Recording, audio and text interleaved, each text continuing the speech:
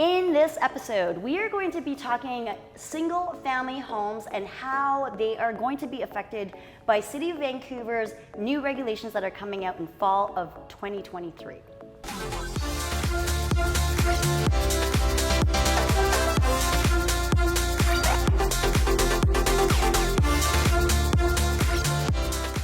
Hey everyone, welcome to Dream Homes with Kathy. I'm Kathy Yuen, an architectural technologist, custom home designer, and founder of Phase 1 Design.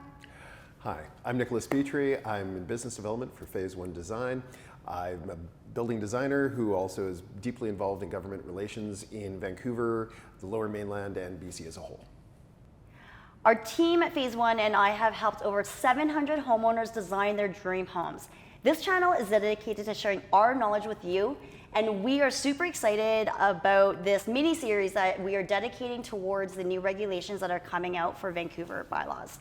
So first and foremost, we are going to talk about what everybody wants to know, FSR. So floor space ratio, how much square footage can I actually build in my single family home under the new Vancouver regulations? Yep. So yes, indeed, there have been changes to that, that particular clause in the bylaw. Yeah, so, and the interesting thing here is that you have 10 different single-family residential zones that had, I think, 11 different ways that you could calculate how much FSR you were allowed. Yes. That's all going away. They're making just one simplified Yay. system. Exactly. And it's 60% or 0.60 FSR, depending on how you want to say it, which is 60% of your lot size. Now, some people are looking at this saying, well, there was a couple of scenarios where you could get 70%. Why am I only getting 60 now? And I'm like, well, you are only getting 60 by comparison, but the difference was in the old system, you had 45% that was allowed to be above grade, and then 25% had to be in the basement, so you could get 70% total, but you had 1,000 square feet on the average lot that was basement. Yes. Now, all 60% is allowed to be above grade, which 2,400 square feet, that allows a lot more space up above, more bedrooms, more windows, more everything, and you don't have to have basements unless you want a basement. Absolutely, yeah. And even still, the one thing that I love that they preserved from the old bylaw was you still do get what we call bonus FSR. Yes. So for example, you get extra FSR if you are designing, the 712 rule, I call it. Yeah, the vaulted ceiling The rule. vaulted ceiling, so Yeah. any, we won't deep dive into that, that's way too technical for today. And it gets complicated. Yeah, exactly, but you get, it's 10% extra. Yep. Up to, but yeah. Up to 10% of additional FSR with just that. And there's, little snippets of the bylaw that allow you additional FSR. Yep. You also get like additional decks or Yep. in addition to that, you get decks and patios and everything Yep. like that. You still are allowed to do a secondary suite Yep. in a single family home, Yep. which is great. Yes.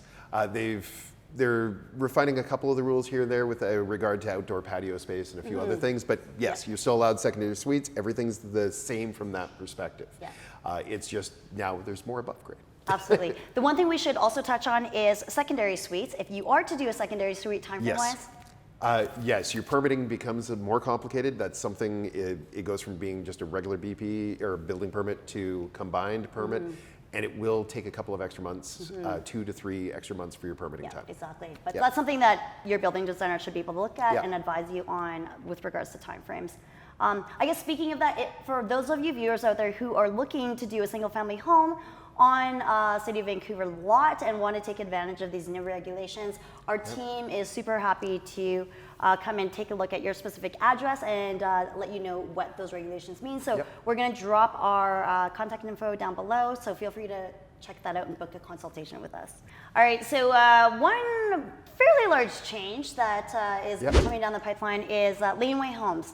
So what's really cool is the 0.16 FSR that you were previously allowed to have is actually now 0.25, which is actually a lot. Yep. And this, just to be clear, is in addition to whatever FSR that you actually have on your house. So you get the 0.6 for the primary building, plus the 0.25 for your laneway. Yeah, and this is a huge change. So on the average 33 by 122 lot, goes from being about 640 square foot laneway house you used to get to now having 1,000 square feet. That is a decent size. A lot of clients and people I know are building laneway houses for family to live in, Yeah. and 1,000 square feet is a decent amount of space. Absolutely, that's a huge jump. The other thing on Laneway Homes that I want to point out is that we're not going to get into the Yep. technicalities of all the changes, but they did change some of the rules in terms of like building height and roof form, Yep. which actually allows much more flexibility Yes. on the design of that second floor, Yes. which as a designer I'm really excited about. Me because too. It opens up so much more possibility Yep. on what you can actually do with those structures. It is a huge deal. Like the city is really trying to loosen things up and give more design flexibility. Absolutely. Yeah. And on that note, maybe now is a good time to talk about, again, we're not going to deep dive into the super technical stuff, but there have been some changes that are going to allow, like the setbacks. Setbacks are going to be set to 4 feet standard. This allows for firefighter access better on every side, but more importantly, from a design perspective, you can now have windows because 4 feet was the minimum requirement to have windows on the side of your house. The front setback is being reduced to 16 feet instead of the 20%, which was on average 24 feet before.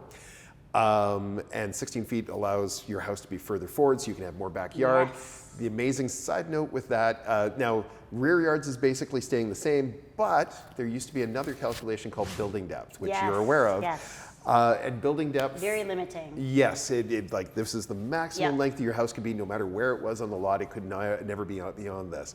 They're going to be removing the building depth requirement altogether.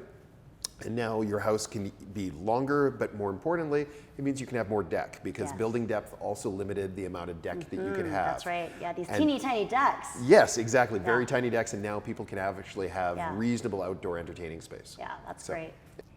So as a conclusion to this particular video, we're going to talk about a couple of things just to be mindful of when you're doing a single family development. So the first being pad mounted transformers, and the second being stormwater detention on your site. So with regard to that, so pad mounted transformers, currently the city has it as 3 units or more. So if you have a single family home with a secondary suite and a laneway house, they're going to want a pad mounted transformer at the back of your property. Now this is those metal boxes that you've seen in your yards before. They're usually about yay by yay, and then they have a 3-foot concrete pad all the way around them to keep people from accidentally hitting them and to give room for access and maintenance. Now, those have to be put at the back of your property, so right up against the lane. You can't have a parking stall in front of it or anything else in front of it. They do add quite a bit of cost, but on the other hand, you're providing enough power that no matter how much draw that you need for your house, you have enough. That's the big point there. The other thing was the stormwater detention right, that we yeah. were talking about. Now, stormwater detention, because the city is allowing people to cover more of their lots than before, up to 75%, which is, most people want to actually get to 75%, but at the same time, that allowance is there.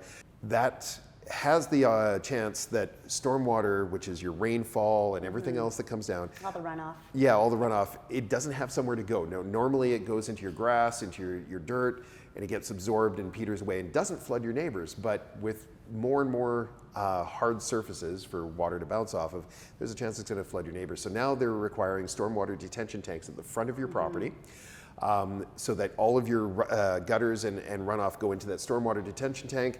It slowly dissipates into the land around, and then if it's too full, it then dumps into the stormwater management for the city and just avoids an overflow and flooding of your neighbors. So just something to consider, as it will obviously affect the, you have to take that into account when you're actually doing all your design documentation, and then as well as costs, of course. Okay, so there you have it. That is how, a quick overview of how the new Vancouver regulations are going to affect single family homes. For any other questions, feel free to drop us a line. I'll link all of our contact information below. I'm Kathy Yuen. I'm Nicholas Petrie. And on behalf of our team at Phase 1 Design, thank you so much for watching, and see you in the next video.